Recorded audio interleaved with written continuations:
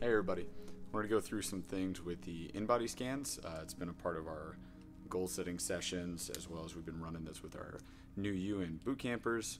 The reason we do this is we want to get a measurement or some sort of a baseline so we know where you're starting, or if you're just catching up to this at this point, where you are now, and then we set some goals based off of where you want to go, and then we'll track that over time.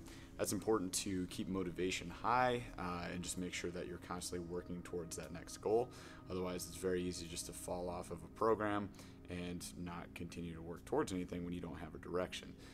That said, I understand that numbers can be sort of callous and vague, and they don't have any emotion. So if you don't like seeing those numbers, or you're worried about seeing those numbers, honestly, you don't have to.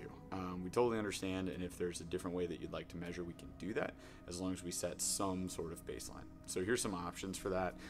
We go subjective. We create a list, basically look at things like how many hours of sleep are you getting per night? How much energy do you have throughout the day? How dependent on caffeinated products are you? What's your stamina like? If you go up a flight of stairs, for example, are you out of breath? How do you feel?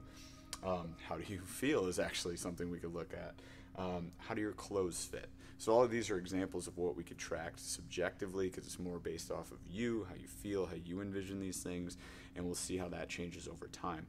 Just so we're clear on how the in-body works, is there's a few numbers that we want to look at. There's a lot on the page. We don't pay attention to everything, and just understand that it is not telling you that you need to weigh a certain weight or do anything like that. It gives us some recommended changes or goals that we can shoot for, but nothing is set in stone. So what we're looking at is PBF, or percent body fat. This is the percent of your total weight that would be body fat, and skeletal muscle mass, which is just the amount of muscle that's on your body. That's in pounds on the sheet. Goals that it sets are up in this top right hand corner here. It says body fat mass and lean body mass, and then it gives us a plus or minus in terms of if we need to add to that or subtract from that. So just so you understand what that number is. Then we have our basal metabolic rate, which is how many calories we need to intake every day at rest.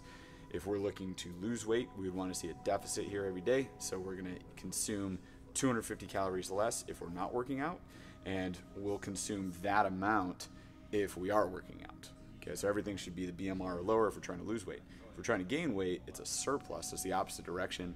We're going to add calories to that on rest days and add even more calories on active days.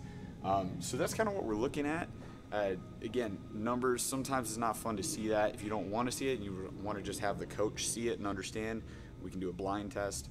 If you'd rather not do the test at all, it's still extremely important to set goals. So still set up your free goal setting session, and let's measure something more subjectively like that. Cool, thanks.